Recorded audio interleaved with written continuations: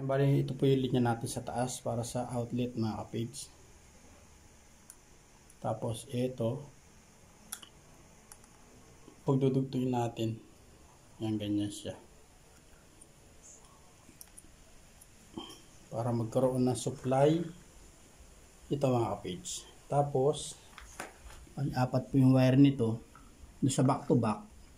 Yan, pag susupply rin natin itong dalawa na to. Lagyan muna natin yung switch natin. Bali switch natin dito, tugang switch siya. Ito yung positive. Ito yung switch, tugang switch. Tapos yung switch natin, bali ito siya. Meron siyang naka-adapt na wire para doon sa isa. Para pag linagyan natin siya ng live, ito yung live. Meron ng live yung isa. Ayan siya mga kapits. A few moments later. Balagay lang natin switch.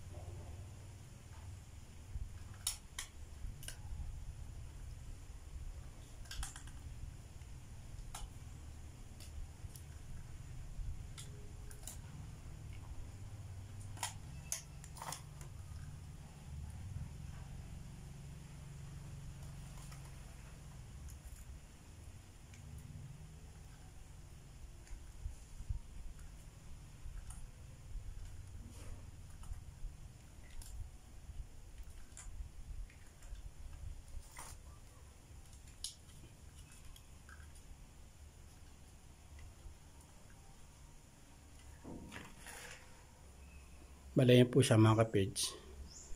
Ito yung live natin. Ito yung dalawang switch natin.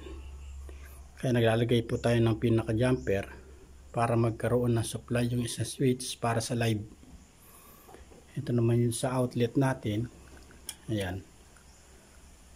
Para magka-supply yung outlet natin dito. At ito naman, makikita po yung dalawa para magka-supply naman yung nasa likod niya mga kapage. Yan, ganyan niya siya. Paghiwalay natin para magka-supply naman yung nasa likod niya. Bali ito siya mga kapage. Yan yung wire na inilusot po natin. At nailagay na po natin yung switch. Yung outlet naman. Yan, splice natin. Yan, at na-splice na po natin mga kapage. Napagdugto na natin. Bali sa outlet naman, meron tayo naka-jumper. Yan, bali 3 gang siya. Kaya yung jumper natin, 4 siya. Para magka-supply yung dalawa. Yan siya mga kapage.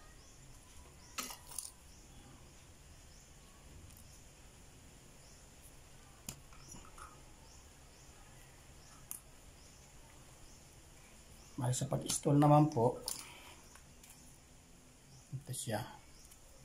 Dapat di po siya magkatapat. Pag ganito mga kapage, sample,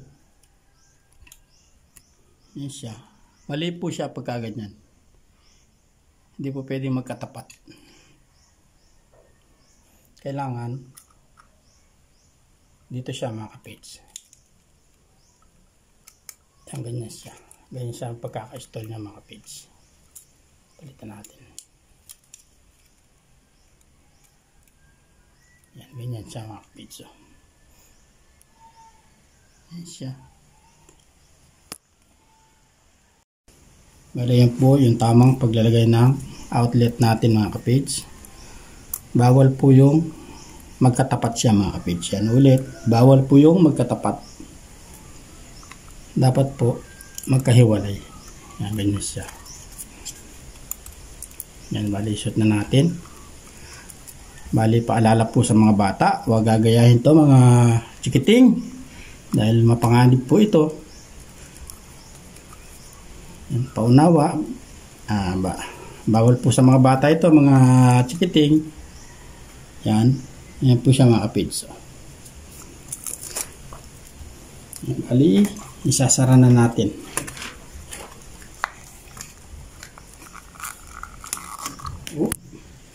Lalas yung camera natin mga kapits. Gawa na wala tayong cameraman ngayon kasi naglalabas si Mrs.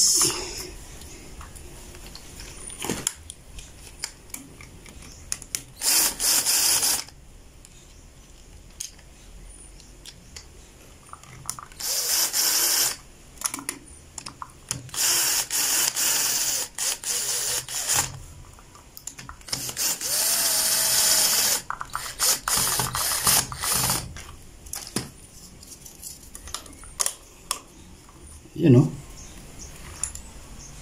Kung napapansin nyo po, medyo hindi siya bago. Bali second hand lang siya mga kapage. Halos yung switch natin, outlet, halos second hand lang po yan. Gawa ng, pag nagpalit po ako ng switch or outlet sa mga customer natin, ayun, dahil pwede pa naman po yung pinagpalitan natin. Ayun. Bali binibigay na lang sa akin at ayan, sinisinop natin. Katulad ngayon, nagamit po natin dito sa bahay. Okay pa naman po siya mga kapage. Kumbaga, kasi sa may mga pera, ayan, pwede pa or ayos pa naman yung items, nagpapalit na po sila mga kapage. Ayan siya mga kapage. Ayan, outlet pa rin tayo mga kapage. Bali ito, tugang lang. Ayan po yung pagkaka-jumper no tugang mga kapits. So, linagyan natin na supply yung kabila. Bali, install na rin natin itong dito sa kabila.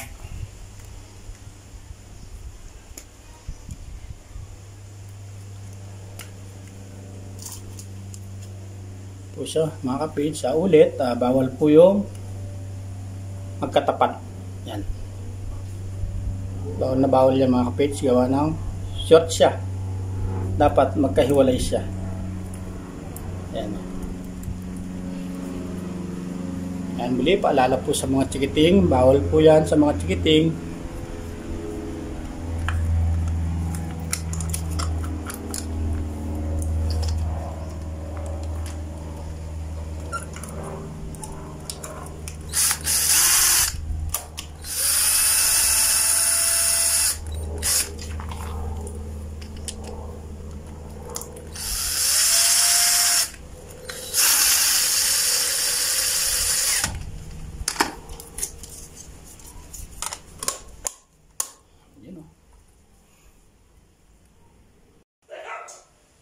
Ayan, bali nakapaglagay na tayo sa kwartong isa sa una. Nakatapos na tayo dito mga kapage. Ayan. Ayan. Bali yung blanco na ito mga kapage. Bali spare siya. Para sa kung sakasakali nga, sabi ko nga kay Mrs. Pwede yung paglagyan ng antenna outlet or sa wifi kung sakasakali lang mga kapage. Meron na tayong naka-spare na pag susuotan ng kuryente para kung sakasakali mang mapinis yung bahay, hindi siya nakabalagbag yung kuryente natin. Katulad po nito, for example, hindi siya nakaganyan, hindi siya naka-expose, nakatago siya mga kapage. At dito sa sala, ayan, nakapag install na rin tayo. Natitira na lang yung sa breaker natin. Napag-install na tayo na switch, outlet at doon sa harap. Malilalagyan na lang natin ng linya yung outlet natin dito. Ayan, ganun din po yung isang box na yun. Naka-spare lang po siya kung anong pwede natin ilagay, antenna outlet or internet. Lalagay tayo ng box doon, kukuha tayo ng linya papunta ron mga kapids. Bali ito yung linya natin dito. Yan, bali tugon-tugon lang siya mga kapids. Ito yung linya natin. Ayan, staple wire, PVC clamp natin papunta ron sa hose na yon. At bababa naman yung linya natin dito papunta doon sa outlet natin.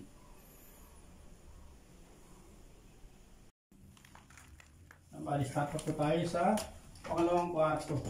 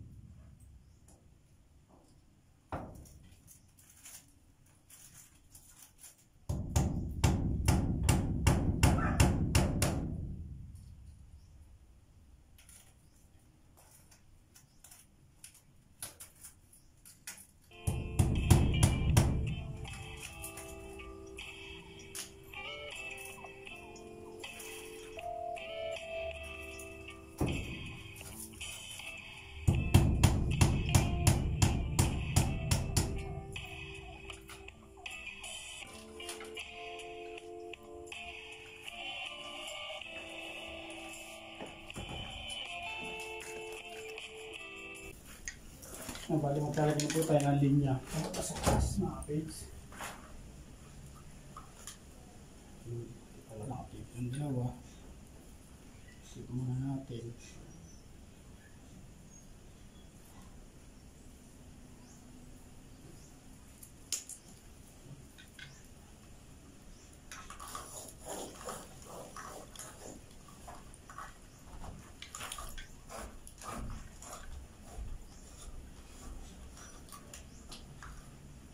Ayun.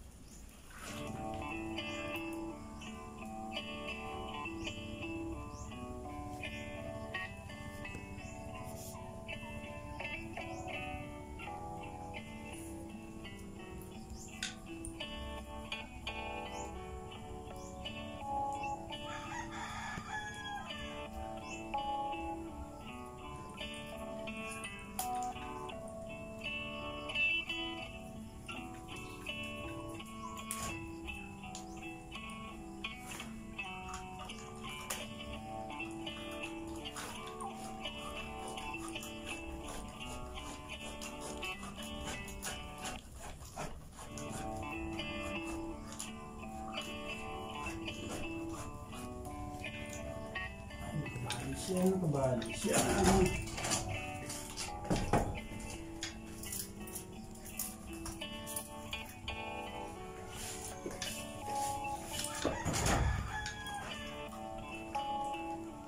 ito ba mga kapids? Balitay natin. Ayan mga kapids, at makapagpalusot na nga po tayo. Ayan o. Tuloy nyo natin switch para sa ilaw. Dito mga kapids. Lagyan na tayong box. Tapos yung ilaw natin.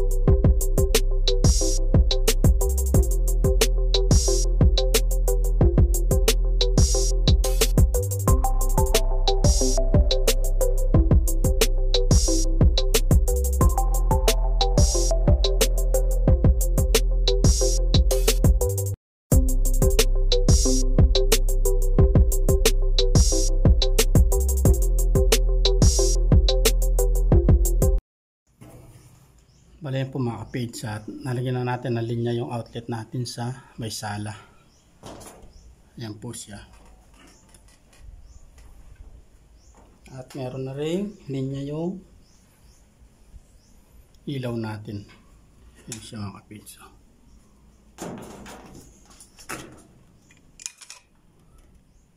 Yun. Uga-uga pa siya mga kapage. Tapos linya para doon sa may lababo. Ayun, nakita nyo po yung maliit na PVC. Yun po yung switch natin. Bali bubutas tayo doon. Maglalabas tayo ng linya papunta doon sa outlet at yung linya sa ilaw mga kapage.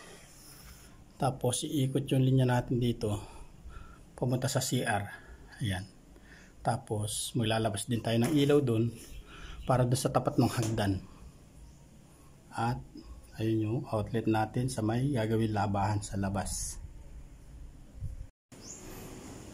Bali yan mga kapage at napaglagay na rin tayo ng box doon. Meron tayong pagkukunan ng linya para dito sa labas sa may kusina. At nakapagpalusot na rin po tayo. Ito po siya mga kapage. Ito po yung linya nung outlet natin dito sa may lababo. Ayan, dadaan po siya doon. Pumunta rito mga kapage. Outlet at yung ilaw natin dito mga kapage. Sa may tapat ng lababo. At dito na po tayo sa may tapat ng lababo. Bago tayo mag-splash dito sa may kabilang kwarto.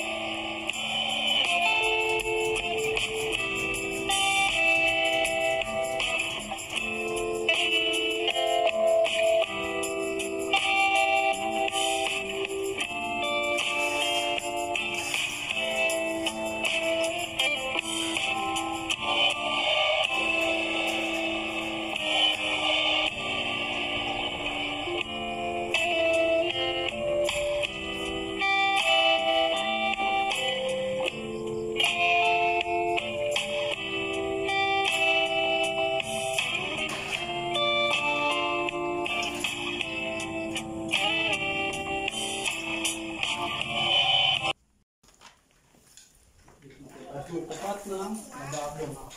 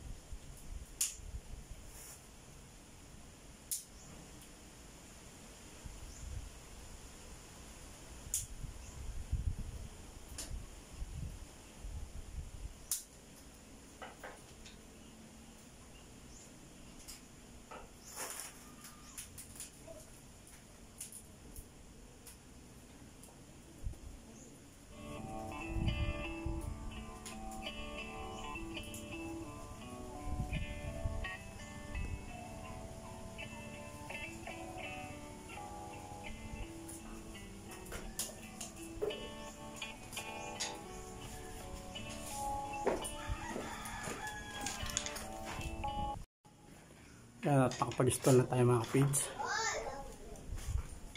Bali siya. Ayun, ito linya natin. Para sa box na yun. At ayun na yung receptacle natin mga kapids. Bali yun, doon siya nang galing. Ayun o.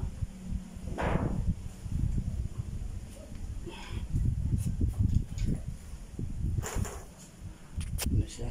At dito, bali papunta na tayo dito sa CR. Yan, mag-splice lang tayo dito. At maglalabas ng linya papunta sa CR. Ayun mga kapids.